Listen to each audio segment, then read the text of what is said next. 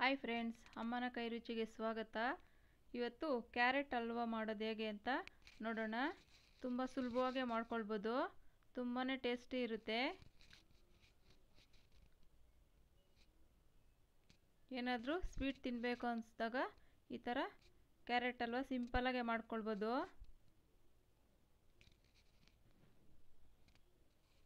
ಹೇಗೆ ಮಾಡೋದು ಅಂತ ನೋಡೋಣ. ನೋಡಿ, 1 ಕಪ್ಪು ಕ್ಯಾರೆಟ್ ತೊಗೊಂಡಿದ್ದೀನಿ. ನೋಡಿ, ಒಂದು ಬಾಣಲೆ ಇಟ್ಕೊಂಡು ಅದಕ್ಕೆ ಸ್ವಲ್ಪ ತುಪ್ಪ ಹಾಕ್ಕೊಳ್ಬೇಕು. ಈಗ ಅದಕ್ಕೆ ಸ್ವಲ್ಪ ಗೋಡಂಬಿ, ಸ್ವಲ್ಪ ದ್ರಾಕ್ಷಿ, ಎಷ್ಟು ಬೇಕಾದರೂ ಹಾಕ್ಕೊಳ್ಬೋದು ಇಷ್ಟಪಡೋರು. ಕೆಲವ್ರಿಗೆ ಜಾಸ್ತಿ ಹಾಕಿದ್ರೆ ಇಷ್ಟ ಆಗಲ್ಲ, ಅದಕ್ಕೆ ನಾನು ಇಲ್ಲಿ ಸ್ವಲ್ಪ ಹಾಕ್ತಾಯಿದ್ದೀನಿ. 1 ಕಪ್ಪಿಗೆ ಸಾಕಾಗುತ್ತೆ ಇಷ್ಟು. ನೋಡಿ, ಈ ಥರ ತುಪ್ಪದಲ್ಲಿ ಈ ಥರ ಫ್ರೈ ಮಾಡ್ಕೊಳ್ಬೇಕು.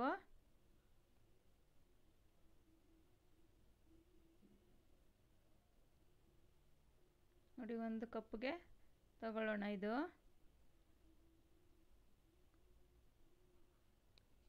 ನೋಡಿ, ಇಲ್ಲೊಂದು ಕಪ್ಪು ಕ್ಯಾರೆಟ್ ಇದೆ, ತುರಿದಿರೋಂಥದ್ದು.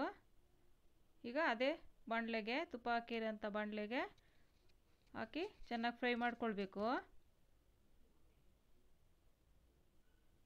ತುಂಬಾ ರುಚಿ ಇರುತ್ತೆ.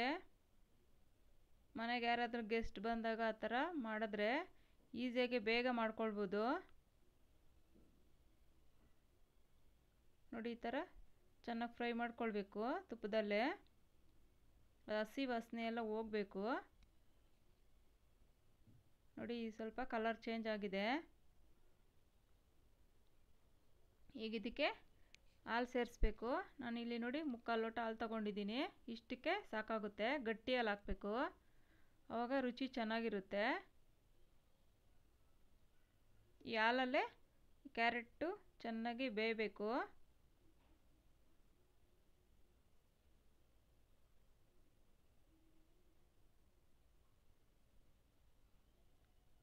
ಒಂದು ತಟ್ಟೆ ಮುಚ್ಚಿ ಬಿಡಿ. ನೀಟಾಗಿ ಬೇಗ ಚೆನ್ನಾಗಿ ಬೇಯುತ್ತೆ. ನೋಡಿ, ಹಾಲೆಲ್ಲ ಇಂಗುತ್ತಾ ಬಂದಿದೆ, ಕ್ಯಾರೆಟು ಬೇಯ್ತಾ ಇದೆ. ನೋಡಿ, ಹಾಲೆಲ್ಲ ಇಂಗಿ ಕಡಿಮೆ ಆಗಿದೆ, ಕ್ಯಾರೆಟು ಬೆಂದಿದೆ. ಇನ್ನೂ ಒಂಚೂರು ಆಗಲಿ. ಫುಲ್ಲು ಹಾಲಿನ ಅಂಶ ಎಲ್ಲ ಡ್ರೈ ಆಗಬೇಕು. 1-2 ನಿಮಿಷ ತಟ್ಟೆ ಮುಚ್ಚಿ ಬಿಡಬೇಕು. ನೋಡಿ, ಈ ಥರ ಆಗಿದೆ.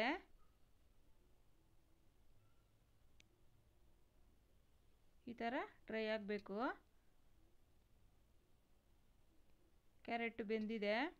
ಈಗ ಇದಕ್ಕೆ ಸಕ್ಕರೆ ಸೇರಿಸೋಣ. ನಾನಿಲ್ಲಿ 1/4 ಕಪ್ಪಷ್ಟು ಸಕ್ಕರೆ ಹಾಕ್ತಾಯಿದ್ದೀನಿ.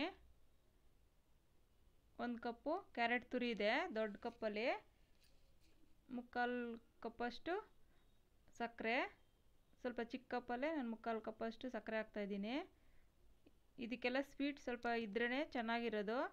ಸ್ವೀಟ್ ಸ್ವಲ್ಪ ಕಡಿಮೆ ತಿನ್ನೋರು ಕಡಿಮೆ ಹಾಕ್ಕೊಳ್ಬೋದು, ಕೆಲವರು ಇಷ್ಟಪಡ್ತಾರೆ ಹಾಕ್ಕೊಳ್ಬೋದು ಅವರು. ನೋಡಿ, ಸಕ್ಕರೆ ಹಾಕಿದ್ಮೇಲೆ ಎಲ್ಲ ಈ ಥರ ನೀರಿನ ಅಂಶ ಎಲ್ಲ ಬಿಟ್ಕೊಂಡು ಈ ಥರ ತೆಳುವಾಗುತ್ತೆ.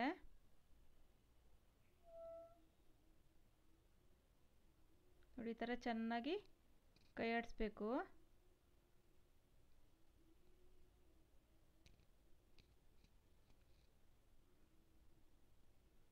ನೋಡಿ, ಸಕ್ಕರೆ ಪಾಕದಲ್ಲೇ ಚೆನ್ನಾಗಿ ಹೊಂದ್ಕೊಳ್ಬೇಕು.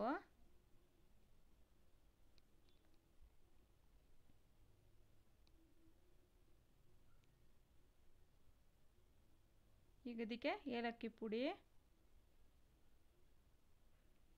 ಹುರಿದಿರೋಂಥ ದ್ರಾಕ್ಷಿ ಗೋಡಂಬಿ ಸೇರಿಸಿ ಚೆನ್ನಾಗಿ ಈ ಥರ ಮಿಕ್ಸ್ ಮಾಡ್ಕೊಳ್ಬೇಕು. ನೋಡಿ, ತುಂಬ ಚೆನ್ನಾಗಾಗಿದೆ.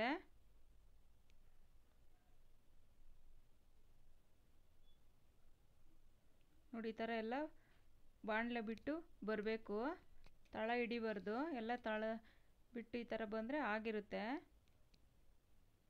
ಇದಕ್ಕೆ ಕೊನೆಯಲ್ಲಿ ಒಂದು ಸ್ವಲ್ಪ ತುಪ್ಪ ಸೇರಿಸ್ಕೊಳ್ಬೋದು, ಟೇಸ್ಟ್ ಇನ್ನೂ ಚೆನ್ನಾಗಿ ಬರುತ್ತೆ.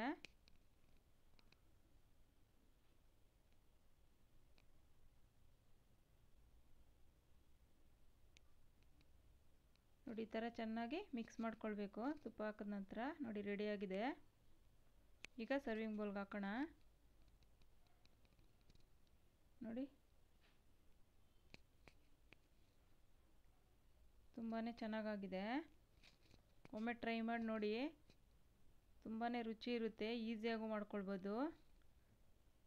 ನಮಗೆ ತಕ್ಷಣಕ್ಕೆ ಏನಾದರೂ ಸ್ವೀಟ್ ಬೇಕು ಅಂದಾಗ ನೋಡಿ ತುಂಬ ಚೆನ್ನಾಗಾಗಿದೆ. Thank you friends.